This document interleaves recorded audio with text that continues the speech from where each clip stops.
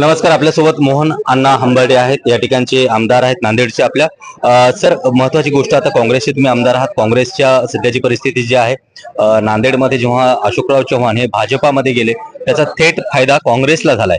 काय वाटतं तुम्हाला? बघितलं असताना मागील 70 वर्षापासून कैलासवासी शंकरराव चव्हाण साहेब यांच्या विचारानं काँग्रेस पक्ष नांदेड जिल्हा आहे. त्यांनी 70 वर्षापासून नांदेड जिल्ह्यावर काँग्रेसचं वर्चस्व होतं. सगळे आज नाही का शंकरराव चव्हाण साहेबांच्या विचाराची माणसं आहे.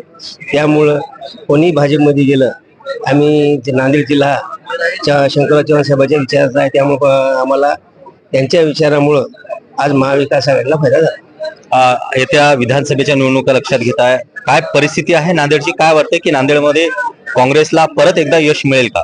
100% यश मिळालं. कारण महाविकास आघाडी होणं महत्वाचं आहे. महाविकास आघाडीच्या माध्यमातून आजकाल या भाजपनं पक्षफोडीचं राजकारण केलं. त्यामुळे सगळे लोक नाराज आहे. शेतकऱ्याला कुठल्या सुविधा नाही. MSCBचं बघितलं असताना MSCB दिवसात येतो म्हणजे ती MSCB दिवसात नाही. रोजगार नाही. आणि बघितलं असताना मागल्या 5 वर्षात या युती सरकारनं काही कुठला विकास केला नाही. नुसतं बोलायचं काम आहे. आरक्षण बघा, तारीख पे तारीख